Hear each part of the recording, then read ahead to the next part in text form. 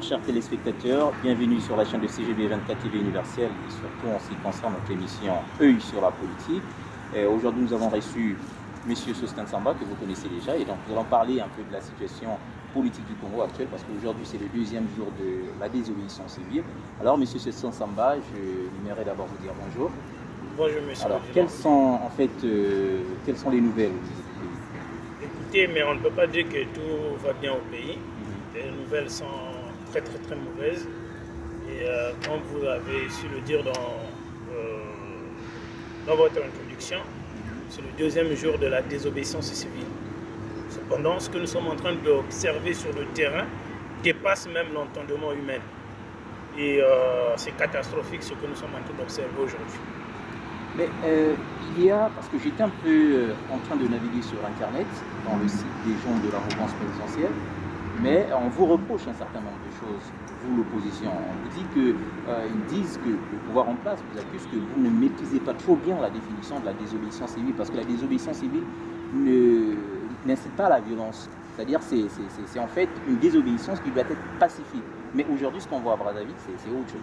Monsieur Odilan, les opposants, nous les opposants, depuis le 27, depuis la date du 20, depuis le dialogue alternatif qui a eu lieu à Diata, on avait dit, si M. Denis Sassou Nguesso franchit la ligne rouge, nous allons appeler à un soulèvement populaire, à une désobéissance civile.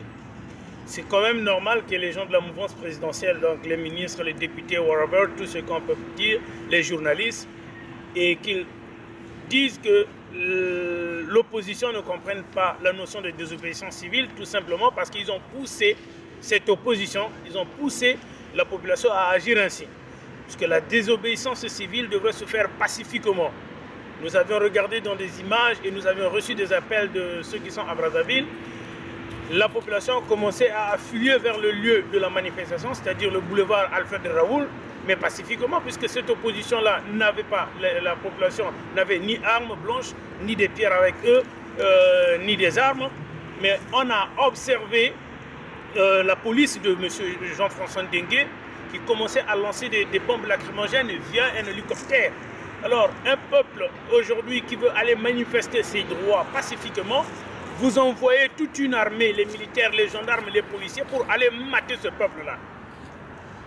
Mais je suis quand même sidéré d'entendre ceux qui sont de la mouvance dire que l'opposition ne comprenne pas la notion de désobéissance civile. Mais de qui se moque-t-on? C'est eux qui ne comprennent pas ce que c'est la liberté d'expression.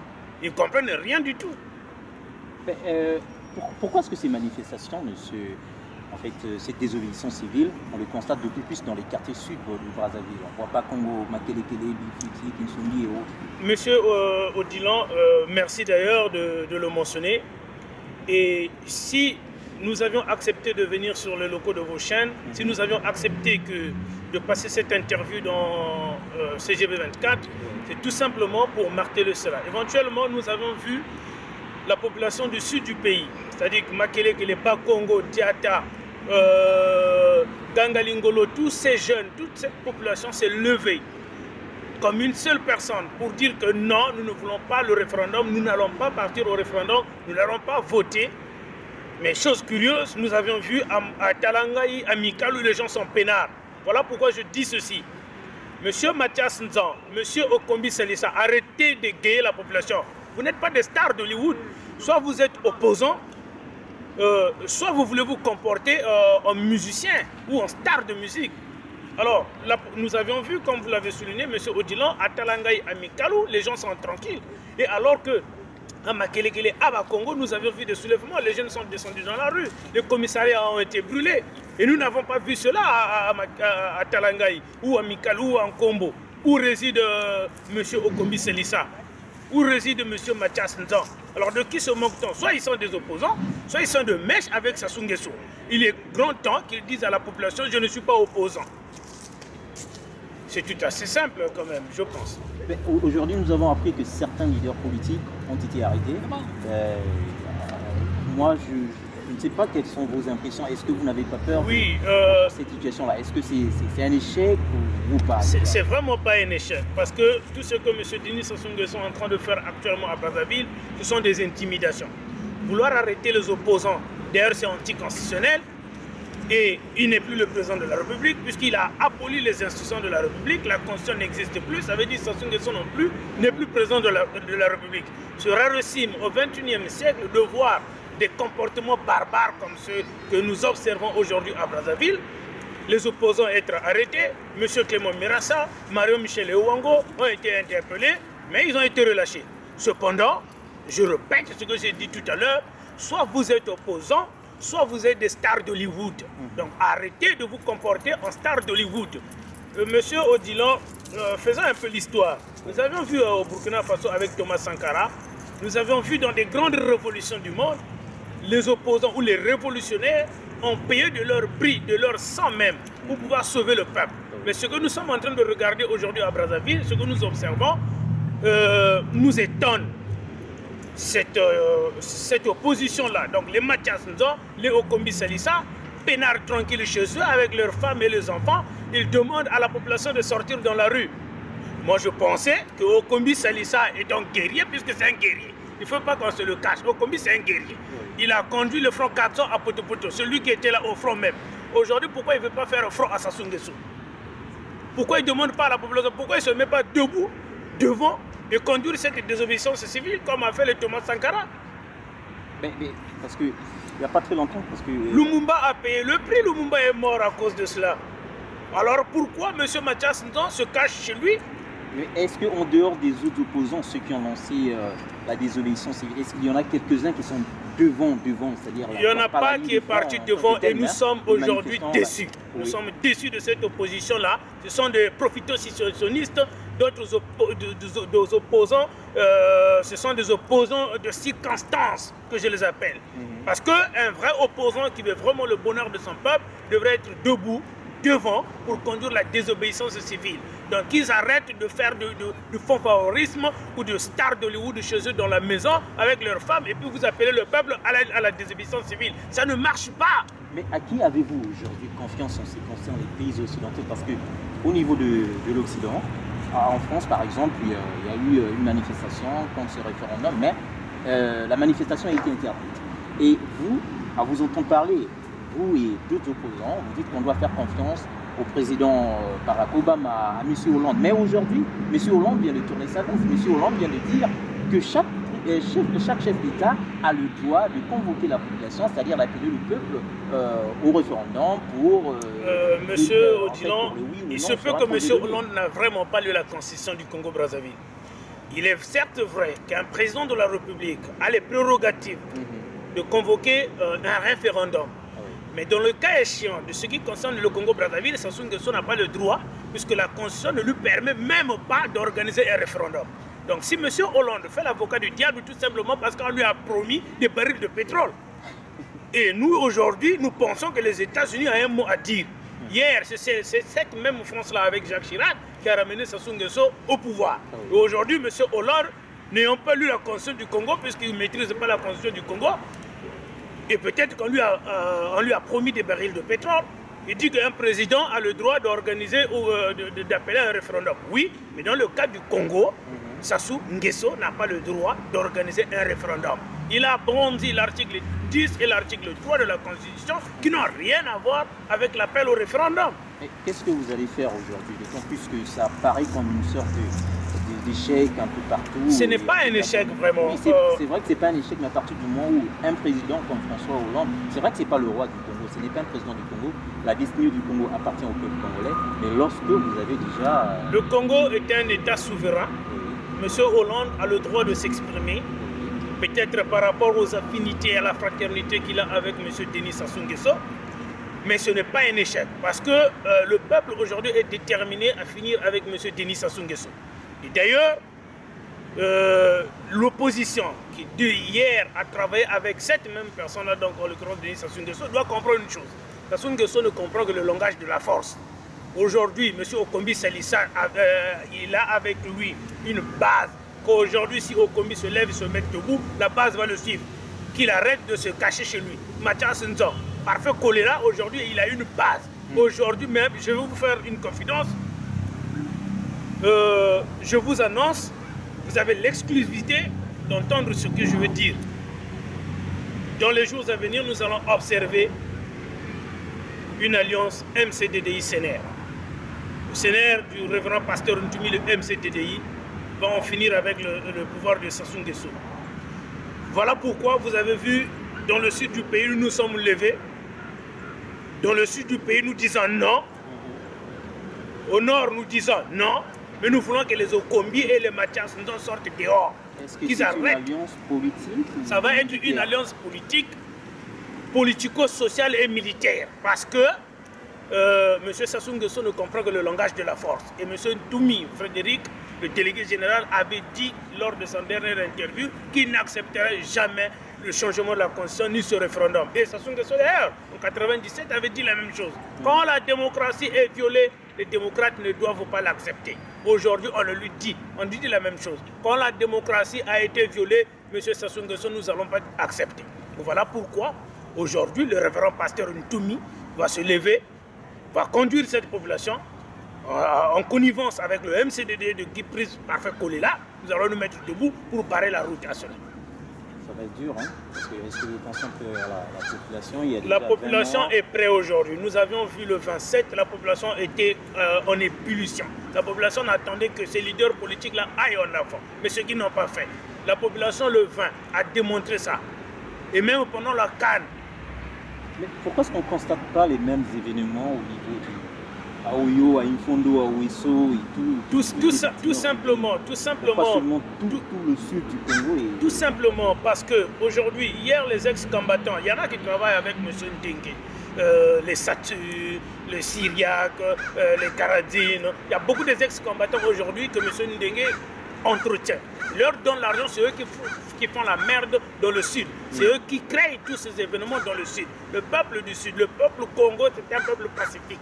Et il ne veut que manifester son droit, sa liberté pacifiquement. Et si nous ne le voyons pas au nord, si nous ne le voyons pas à Oyo, à Gamboma, il y a eu des émeutes à Diambala, à Lekana, il y en a eu. Mais à Oyo, ils ne peuvent pas le faire parce que là-bas, c'est le fief. Et Sassou Nguesso n'est plus à Brazzaville, il a fui à Oyo. Il est à Edou aujourd'hui, avec toute sa famille. Et ils ont braqué. Aujourd'hui, à Pointe-Noire, par exemple, ils sont en train de gazer la population avec de l'eau chaude. Ils sont en train de faire de porte à porte pour frapper la population. Une population désarmée, qui ne demande que la liberté, qui ne demande qu'à manifester, qui ne demande qu'ils soient écoutés. Mais cette population aujourd'hui est martyrisée, fragilisée, à cause des ambitions égoïstes d'une seule personne, Denis Sassou Nguesso. Mais est-ce que vous êtes prêt au dialogue? On ne peut pas aller au dialogue, on ne peut pas s'asseoir aujourd'hui avec Denis Sassou Nguesso. Sinon, le prochain président qui viendra, arrivé au terme de son mandat, il voudra la même chose, s'asseoir. Pourquoi s'asseoir? Sassou Nguesso a fait son temps. Il a fait ses 2 mandats. Sa constitution ne lui permet plus d'être président de la République. L'âge non plus ne le lui permet plus. Il n'a qu'à partir. Et si les Congolais vont s'asseoir demain pour dialoguer, ça va être un dialogue inter-congolais, mais pas un dialogue avec Sassou Nguesso. Quel est l'objectif aujourd'hui? Est-ce que c'est continuer la dissolution civile jusqu'au 25 octobre de façon à ce qu'il n'y ait pas nous lançons un appel parce que le référendum doit être en fait ce référendum là c'est un fiasco. Le référendum c'est un fiasco. Denis Sassou Nguesso a fait appel aux populations de la RDC, a fait appel aux Centrafricains.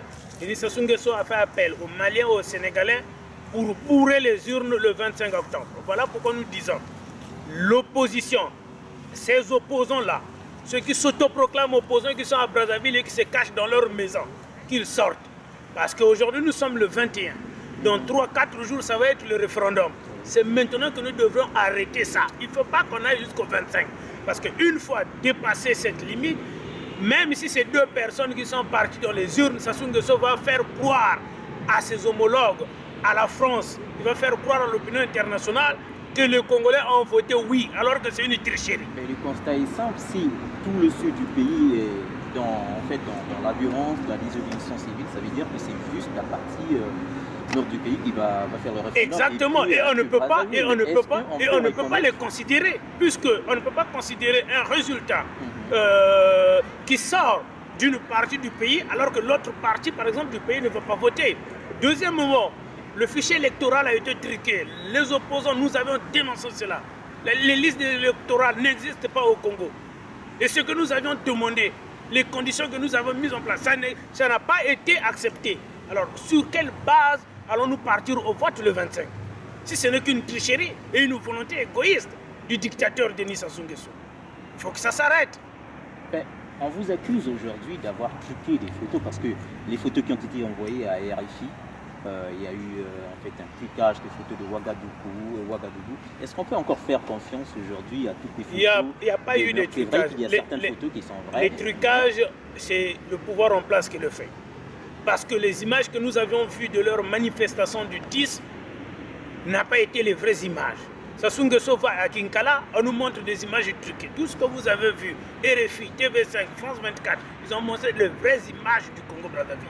Et moi-même, d'ailleurs, j'ai des images qui me proviennent directement des sources de Brazzaville, des membres du mouvement citoyen Le Carton Rouge qui sont là-bas, qui nous envoient des images directement. Donc s'il y a quelqu'un qui peut au Canada, aux États-Unis, vous donner des informations fiables sur ce qui se passe au Congo, c'est bien moi, je suis bien placé. Donc les informations, les images que vous avez vues à la télé, c'est les images réelles. Il y a eu 20 morts hier. Mais est-ce que vous pouvez rassurer la population d'être un peu calme par rapport à cette situation? On ne peut pas demander à la population d'être calme. On demande à M. Sassou Nguesso d'être calme. Il doit se calmer. Sassou doit se calmer. Pourquoi il doit se calmer? Il ne doit pas utiliser aucun pouvoir, aucun président, aucun gouvernement du monde n'a jamais vaincu son propre peuple. Aujourd'hui, si le peuple se met debout, aujourd'hui, si le peuple crie non, Sassou Nguesso ne devrait pas sortir ses chambres des militaires et des gendarmes pour aller tirer sur cette population.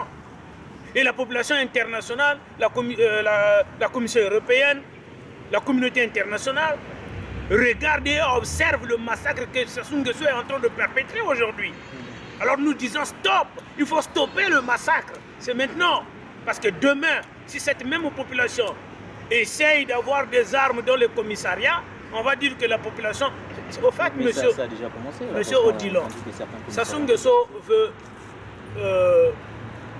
génocider le peuple du Pou. Le peuple, parce qu'en 97, en 98, il avait mis en place une stratégie, un plan qu'ils avaient appelé Mouébara. Et son plan-là, comme il s'était pas fini, il veut continuer jusqu'aujourd'hui. Donc, dans sa tête, le peuple Congo doit tous mourir. Voilà pourquoi nous disons, monsieur Denis Sassou Nguesso, ce peuple-là n'est plus un peuple à tromper, un peuple à duper. Nous allons nous mettre debout. La population, ne vous calmez pas. La population doit descendre dans la rue et les opposants stars, sortez de chez vous, allez dans la rue avec la population pour en finir avec Sassou Nguesso. Merci beaucoup, mais nous sommes presque à la fin de cette émission. Et moi, j'aimerais bien savoir votre dernier mot en ce qui concerne cette situation, parce qu'on est déjà à jour J, moins 4. Moins 4 éventuellement. Et merci beaucoup, monsieur Odilon. Je vous dis merci de m'avoir invité. Et à la population, nous allons leur dire que tenez bon, ne baissez pas les bras, battez-vous pour votre liberté, battez-vous pour votre futur. Et aux opposants, je répète et je le redis, vous n'êtes pas des stars d'Hollywood. Un opposant est un révolutionnaire, un opposant doit être, c'est lui qui doit conduire le peuple. Monsieur Okombi, ne vous terrez pas dans votre taverne. Monsieur Mathias Nzo, ne vous terrez pas dans votre nid, mais sortez. Frédéric Binsamountoumi l'avait dit, je cite, « Je laisse à l'opposition le temps d'organiser tout ce qu'ils sont en train de faire. Le moment venu, nous allons faire face à cela. » Monsieur Frédéric Binsamountoumi, la population congolaise aujourd'hui crie au secours. Que dites-vous à cette population? Allez-vous encore laisser le génocide se perpétrer dans le Poul? Allez-vous encore laisser M. Sassou Nguesso tuer sa propre population? Vous êtes en face de votre conscience. Que Dieu bénisse le Congo. Merci beaucoup d'avoir répondu à l'invitation pour cette émission, c'est le 24e anniversaire, et dans le contexte de l'œil sur la politique, nous demandons, nous vous remercions d'avoir pu consacrer votre temps pour regarder cette émission, et donc à nous revoir la semaine prochaine. Merci beaucoup.